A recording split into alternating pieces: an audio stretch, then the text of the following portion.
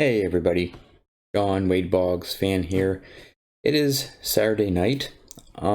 This video is going to be a little different. I think this will be, I don't know if you want to call it a commentary video. It's just a little bit different than most of the videos that I've been posting. I do have some cards a couple cards to show off at the end, but um, just thought I'd give some of my thoughts on some of the hot topics that I've been seeing out there that's going on in the hobby.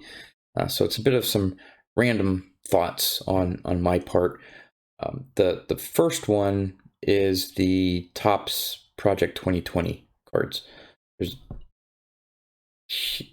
a lot of talk out there about the cards, the print runs, the prices.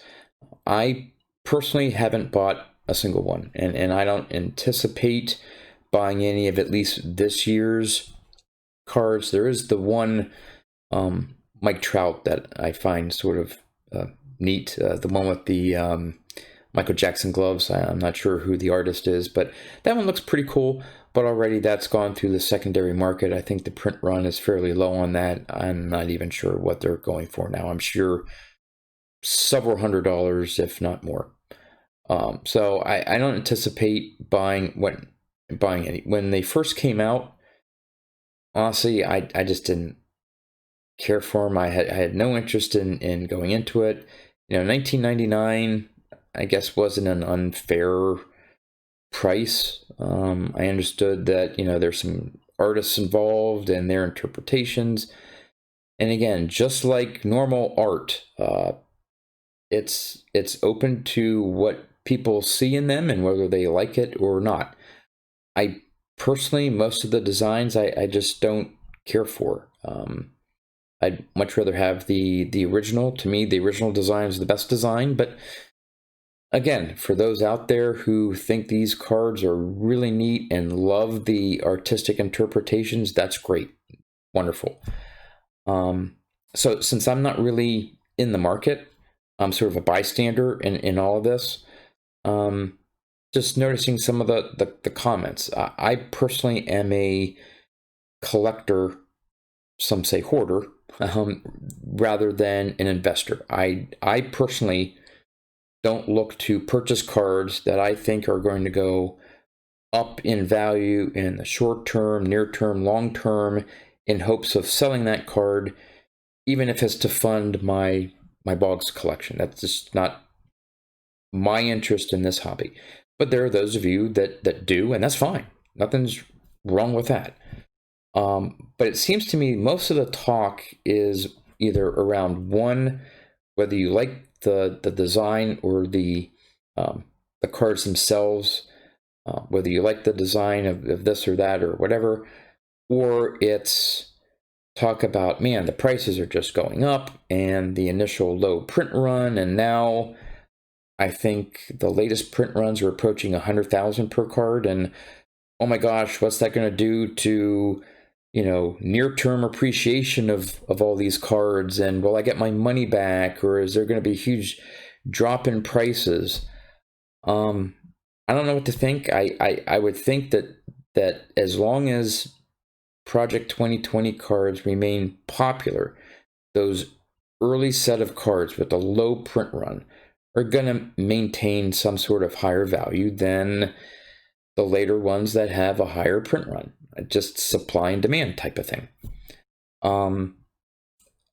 Overall, though, do I think maybe the prices will settle down? I think they will. So that's my take on the Project 2020 cards, and sort of dovetails into the next thing is just these crazy prices out there for cards, even going back to the junk wax era rookie cards. These PSA 10s, they're approaching $100 for a junk era rookie card, where a raw copy that you could find anywhere for $5 is going for over $100 or more because it has a PSA 10 slab to it. As you know, I'm not really big into grading, especially modern cards. I do have a few, and some of my Boggs, that's just how I bought them. They were already graded. I don't think I've sent a single Wade Boggs card to get graded, even the modern ones. I have some modern cards. I haven't sent any of them out to get graded. One, because I'm not really looking to sell them, which is primarily the reason why I would get a card graded. Yeah, to protect it, and there's other benefits of getting cards graded, but the main thing is to hopefully realize a spike in value if you're lucky enough to get a 10 and sell it. Right now, like that, if you saw in an older video of mine, I have a Bo Bichette Bowman Chrome autograph rookie. Yeah, raw would get me one value if I wanted to sell it. If I get it graded and it grades a 9.5 or 10, it may be double or triple what the raw card goes for, and I could make a decent amount of money. I'm not looking to do that. So I really haven't sent much things into grading. So again, I'm not really in that whole market of the hype of buying Ken Griffey Jr. 89 Upper Deck rookie cards, PSA 10. Geez, I got to have one, and boy, they're so expensive, and all this stuff. So I'm definitely not one of the ones that's on the train driving these cards up. I'm also not on the other side of the market dumping all of my graded cards that, hey, now I better take advantage of the market. So I'm not a buyer or seller. I'm a buyer. And even for trading, it is extremely rare that I even trade anything I have. So again, I'm in a different position, I guess, that I'm not directly involved. Now, have I noticed general prices going up? Yes. I'm dabbling a little bit more into vintage, graded vintage. I am seeing some of those prices seem to be going higher a little bit. And for some of the Wade Boggs cards, I think there's a little bit more competition out there. I think if more people are seeing Boggs as an undervalued player in the baseball card market, so to speak, and I think there's more interest in some of his cards. And in general, lately it seems the card companies in their releases have come up with very limited print runs for some of Boggs's cards. So when they do reach the market, there's a higher number of a demand, supply demand type things go, and his cards are getting higher, and which is why they're sort of getting out of. Can I afford some of them? Yes, but then that impacts my ability to buy other Wade Boggs cards or so. So I've sort of cut back on going after some of the higher valued ones that are coming out, taking a step back and saying, hey, for that price, I could buy 2, 3, or 4, or 5 other Boggs cards that are cheaper. Or maybe I can take that money and put it into a 1978 card of a Hall of Famer and a PSA 8 or 9. So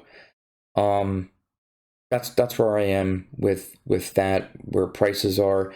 I don't think these prices, especially for these 90s, 80s, 90s rookies, even for the newer players, I don't necessarily see it being able to sustain at this level. Do I think some of them will hold their price? Yes, but I think probably by the end of the year, my opinion, we'll see if I'm right or wrong. At least I think there'll be a softening. I personally don't think while I'm 100% on board with Boggs, and I think he's great and all that stuff. Pre-COVID, you could get a 83 Flair or Donruss PSA 10 for 45 or 50 bucks. They're being listed now, opening bid 100, 110, 115 bucks. I just don't see it. I don't, in relative to other cards of that era, that time frame. Do I think Boggs is undervalued? Yes. Do I think those rookie cards in the PSA 10 are over 100 bucks? I don't know. And I think the only reason why the Topps rookie card has always been, even pre-COVID and stuff, was always around $500-600, is I think just because of the pop reports. There are lesser PSA 10s for the Topps than there are for Flair and Donruss. Whether the design of the Donruss and Flair lend more to better centering, corners, whatever. I think the population report, I believe, the Donnerson Flare, there's more out there than Topps. So I think that's why you have that. And you've really always had that. This isn't a new phenomenon.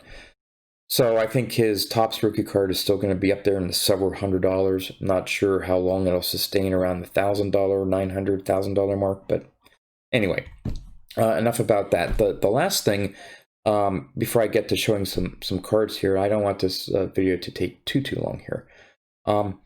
It's not much more of a commentary, but I'd actually looking for feedback in the comments to the video, especially to those YouTubers in the hobby that have been making YouTube videos for several years, 2, 3, 4, 5, 6 years, that have good subscriber base.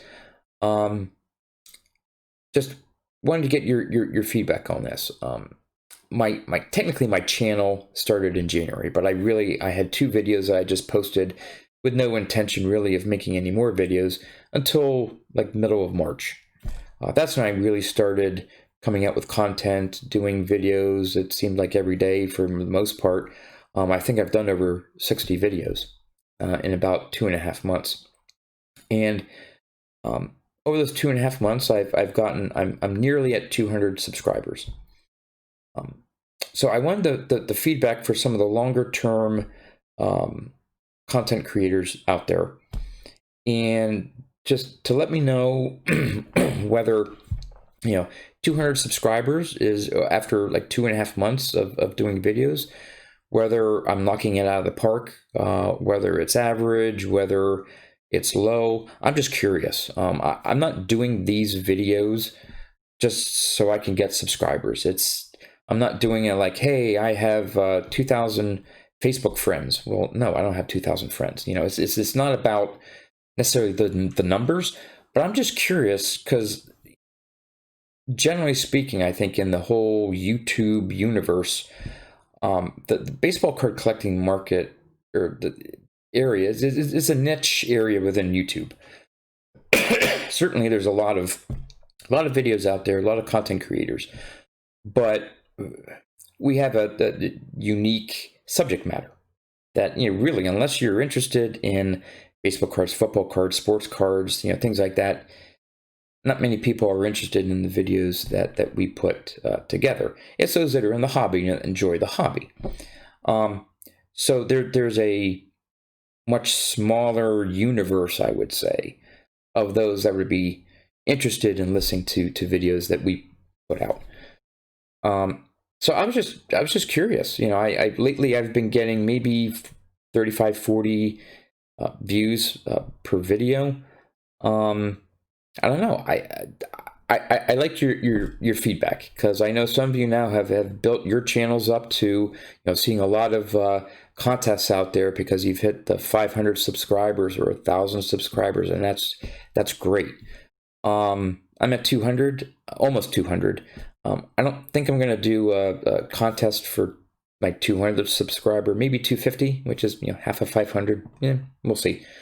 But I do appreciate everyone that stops by, comments on my videos, watches my videos, and those who have subscribed to my channel. Again, I don't want to give anyone the impression that I'm only doing these videos because I want subscribers and I want this and that.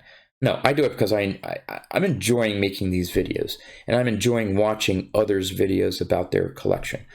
I was just curious about some of the background of the numbers, and see if my channel is doing okay. So anyway, with that said, I think I'm done with my comments, rantings, ravings, whatever you want to call it. I did get a couple cards in the mail, and I had an opportunity earlier today to stop by my local card shop. They've been open for a little while now. Stopped in to see how they were doing, and found out that they are doing very well, and I'm really glad to hear that. I've known the owners of the card shop since I started collecting, like 35 years now. Great bunch of people. The people that work there are great, and so I stopped in to see how they were doing. glad to hear that they were doing very well since they reopened. And I went through some of their 78 Topps cards and picked up quite a few. I think 95. And previously, in my previous visit there, I had picked up maybe 40 some for my 1978 Topps set. So I'm not going to show every single one I got, but just thumb through them, and 2 cards I got in the mail. So I'll turn the camera around and I'll end all this stuff, and hope you enjoy the cards that I got. All right, just take a quick look at some of the nice 78 Topps I was able to pick up. Got most of these for, I think it came out to maybe 25 cents a card or so. They had a sale on some of them, so most of these were like 10, 15, some were a little bit more. But fairly well centered, good corners, exactly what I was looking for my hand collated set. Not too many stars. These are mostly commons, but that's fine. I need them to fill out my set. Actually found a couple team cards and a couple manager cards, which are a little bit harder to. There's a Twins. That's pretty well centered there. Those seem to be pretty hard to find in 78s. The centering for the manager cards and team cards are really hard to come by. Yeah, there's a Chuck Tanner. That's pretty good. Again, not too many stars, hardly any stars in here actually. Although I think I did pick up a Dwight Evans. I'm not sure if I already passed by that one there, but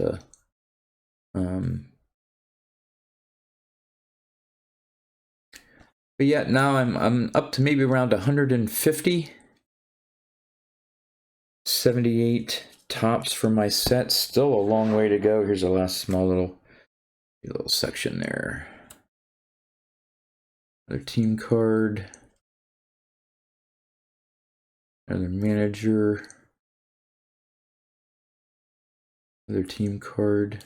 Yeah, there's a Dwight Evans. Pretty good there. So, again, still a long ways to go in that, but I don't know. I think I may have a link on my about page or something like that, possibly with what I need for my 78 Topps set. I'm not sure, but anyway, the cards I got in the mail. This one is an art card put out by Sporting Life Brands.